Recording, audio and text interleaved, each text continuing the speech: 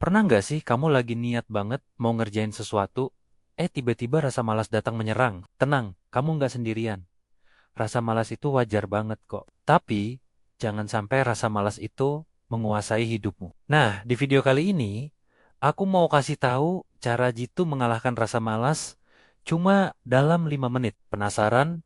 Tonton sampai habis ya. Sebelum kita bahas caranya, kita perlu tahu dulu nih, kenapa sih kita bisa malas? Rasa malas itu sebenarnya sinyal dari tubuh dan otak kita. Bisa jadi karena kita kecapekan, stres, atau tugas yang mau dikerjakan terasa terlalu berat dan bikin kewalahan. Kadang kita juga takut gagal atau nggak sempurna.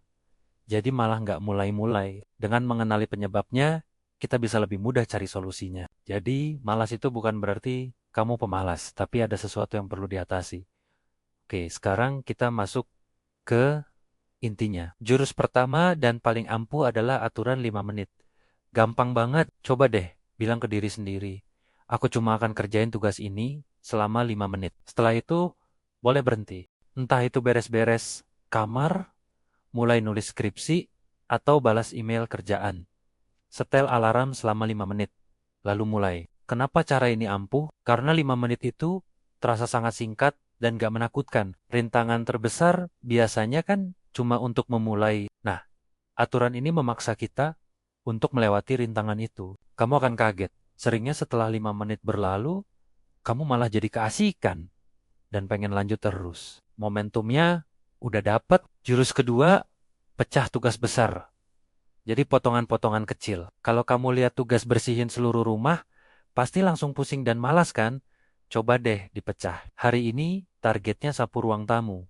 Besok lap jendela kamar. Lusa beresin meja kerja, tugas yang lebih kecil dan spesifik, jauh lebih mudah dikerjakan dan gak bikin stres. Setiap kali kamu berhasil menyelesaikan satu tugas kecil, kamu akan merasa puas dan termotivasi untuk lanjut ke tugas berikutnya.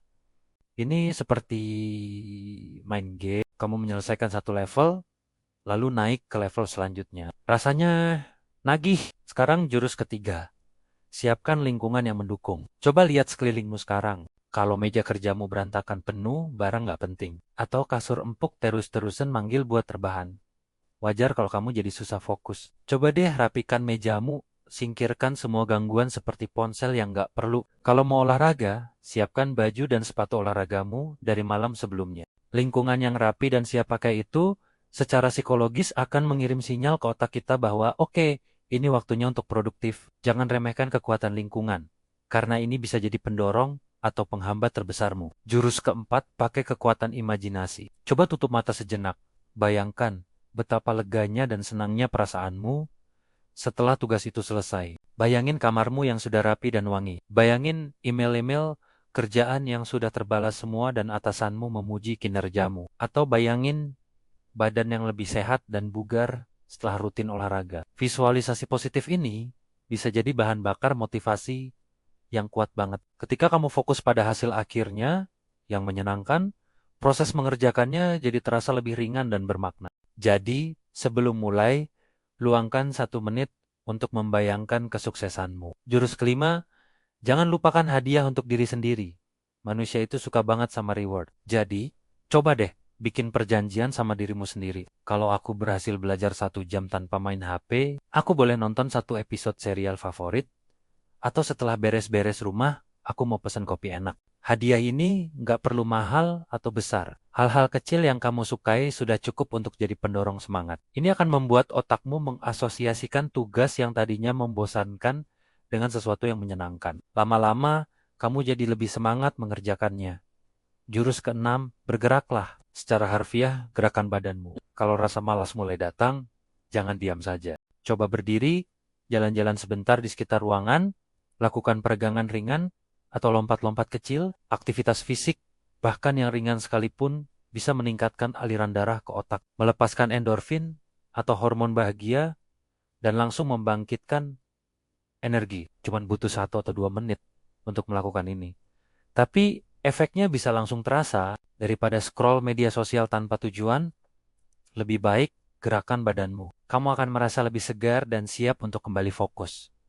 Jurus ketujuh, temukan teman seperjuangan. Mengerjakan sesuatu Sendirian kadang terasa berat dan sepi. Coba deh ajak temanmu untuk produktif bareng. Misalnya, kalian bisa janjian untuk olahraga bersama atau sekadar saling update progres tugas masing-masing lewat chat. Adanya partner akan menciptakan rasa tanggung jawab. Kamu jadi nggak enak kalau cuman kamu yang malas-malasan, sementara temanmu semangat. Selain itu, kalian bisa saling menyemangati kalau salah satu lagi down. Dukungan sosial itu kekuatannya luar biasa loh. Dan yang terakhir, jurus ke-8, maafkan dirimu sendiri. Ada kalanya, meskipun sudah mencoba semua cara, rasa malas tetap menang. Dan itu nggak apa-apa.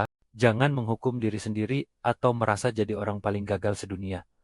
Semua orang pernah mengalaminya. Yang penting adalah bagaimana kamu meresponnya. Istirahatlah sejenak tanpa rasa bersalah, lalu coba lagi besok dengan semangat baru. Produktivitas itu bukan lari sprint, tapi maraton. Ada kalanya kita perlu berjalan pelan atau bahkan berhenti sejenak untuk minum. Memaafkan diri sendiri akan membuatmu lebih cepat bangkit kembali. Nah, itu tadi 8 jurus ampuh untuk mengalahkan rasa malas. Ingat ya, kuncinya adalah memulai dari hal kecil. Coba praktikan aturan 5 menit sekarang juga. Pilih satu hal kecil yang dari tadi kamu tunda, setel alarm 5 menit, dan mulai kerjakan. Kamu pasti bisa. Terima kasih banyak sudah nonton video ini sampai selesai. Semoga tips-tips tadi bermanfaat buat kamu ya. Kalau kamu punya cara lain untuk melawan rasa malas, coba dong share di kolom komentar biar kita bisa saling belajar. Jangan lupa like, komen, dan subscribe channel ini biar kamu nggak ketinggalan video-video bermanfaat lainnya. Sampai jumpa di video berikutnya.